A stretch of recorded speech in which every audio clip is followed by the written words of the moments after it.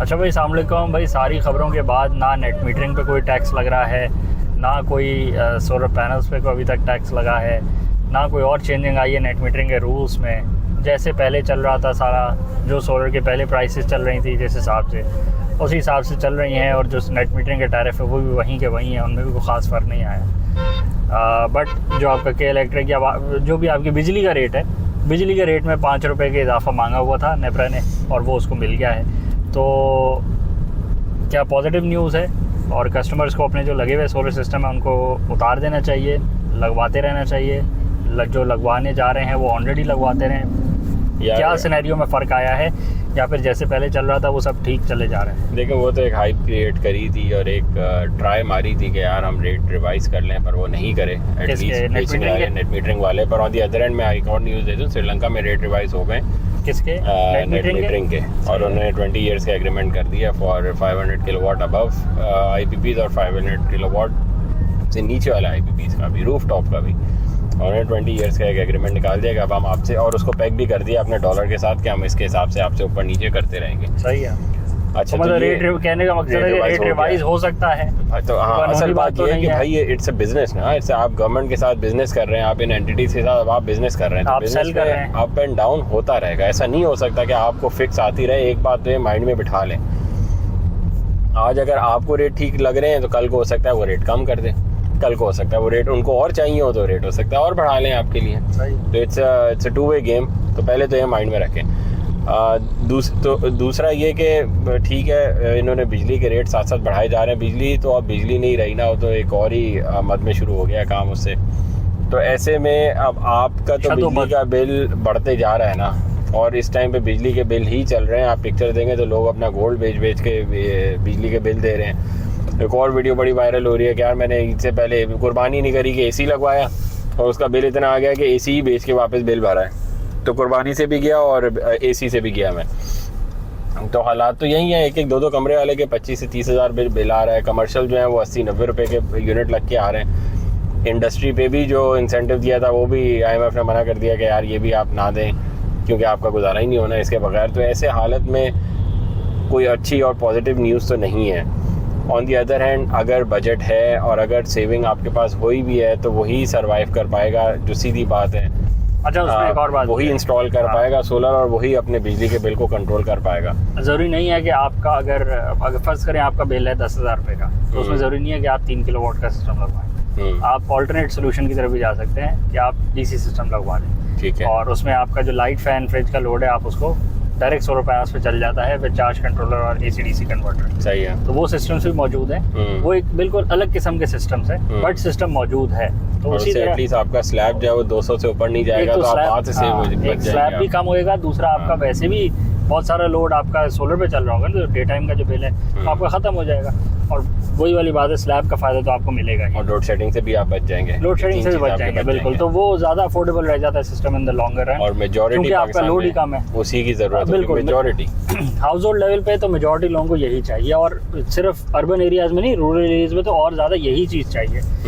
तो वो सोल्यूशन भी मौजूद है। दो सोलर पैनल होंगे, एक चार्ज कंट्रोलर होगा, थोड़ी सी वायर होगी, AC-DC कन्वर्टर होगा और एक बैटरी होगी फॉर बफर। तो इतने सिस्टम से आपके सॉरी 4-5 लाइट, 4 फैंस और 5-8 लाइट्स, और अगर आप इसमें थोड़ी चेंजिंग लाए तो एक फ्रिज भी बीच में ऐड हो जाता है। और ये भी रिलायबल सिस्टम है, ये भी ऐसे ही नहीं है कि आप बोलें कि यार बेकार है, क्योंकि इसके भी पैनल्स जेन्युइन हैं, इसमें भी बैटरी आप अच्छी लगा लें। 110% देंगे, हर चीज़ रिलायबल हो सकती है एज लॉन्ग एज कि उस एंटिटी, उस गेम के अंदर आप चीज़ें अच्छी लगवाएं और उनका सिस्टम डिज़ाइन सही कर लें। हर उसमें सिस्टम में चीज़ें अच्छी भी मिलती हैं और हल्की भी मिलती हैं। तो अगर आप अच्छी चीज़ लेंगे तो वो चीज़ भी आपको परफॉर्म करके दे देगी। बाकी इसमें फ़र्क ये है कि इसमें हैवी डिवाइसेस नहीं चलती हैं, जो छोटे सिस्टम होते हैं DC बेस्ड। इसमें आप मोस्टली जिसका 10-12-15 200 यूनिट पे फंसा है ना, वो तो AC का चला रहा है, वो AC लगा हुआ ही नहीं है उसके यहाँ। तो AC अगर लगा होता तो 200 यूनिट का बिल थोड़ी आ रहा होता, बिल उसका 500 यूनिट प्लस आ रहा होता। तो ये सिस्टम है ही उनके लिए जिनके आप असल में होता ही है ना, आप छोटे सिस्टम की बात करें, हर बंदा बोलता है मैं AC भी इसी पे चलाता हूँ, हाँ। तो ऐसे नहीं होता, हर सिस्टम की अपनी कंस्ट्रेंट है। इसकी बस यही कंस्ट्रेंट है कि इस पे हैवी डिवाइस नहीं चल सकती, आपके लाइट डिवाइसेस तो इजीली चल सकते हैं। और अगर फ्रिज भी, छोटा फ्रिज अगर आपने चलाना है तो वो भी इसके साथ चल जाता है। इस पे फ्रिज 400 वॉट का अगर नॉन इन्वर्टर भी हो तो भी चल जाता है। इन्वर्टर हो तो वो तो आप ही का फायदा है, वो बिजली कम लेता है और लाइट फैन तो 24 आवर्स चल सकते हैं। बैटरीज उतनी लगा लें थोड़ी बहुत, वो आराम से बेहतरीन होके चलता है। देखे हुए हमने 15 साल से पाकिस्तान में डीसी सिस्टम लगे हुए और उनके लाइट फैन चले जा रहे हैं, चले जा रहे हैं, खराब ही नहीं हो रहे, क्योंकि जिसने आज से 12 साल पहले लगाए थे ना, शुरू में चीजें अच्छी ही आती हैं, वो फिर वक्त के साथ फिर हल्का सामान आना शुरू हो जाता है, क्योंकि वो फिर महंगी चीजों को काटता है ना। मार्केट की डायनामिक्स है ना, महंगी चीज को तोड़ना, हल्की चीज मंगवा लो, रेटों पे गेम खेल लो, रेट पे उसको आप तोड़ दें। तो शुरू में चीज़ें बहुत अच्छी आई हुई थी, अभी भी आती हैं, बट वो कॉस्ट वाइज कस्टमर बोलता है मैं महंगी वाली अच्छी ढूंढनी पड़ेगी, मैं ज़रा हल्की वाली ले लेता हूँ, बट नन द लेस चीज़ें अवेलेबल हैं। तो यही ऑप्शन है जिसके पास जो बड़ा लगवा सकता है सिस्टम, 6 किलोवाट 12 किलोवाट वो तो लगवाए। डीसी सिस्टम अच्छा लग जाए ना, तो वही बात है कि बाकी 15 साल तक आप टेंशन फ्री हैं। उसमें है ही कुछ नहीं। हाँ, उसमें कुछ भी उसमें इन्वर्टर ही नहीं है, उसमें छोटा सा चार्ज कंट्रोलर है, खुदा ना खासा वो खराब भी हो जाए तो उसकी रिप्लेसमेंट कॉस्ट ही नहीं है। असली अच्छे वाले खराब वो नहीं खराब हो रहे।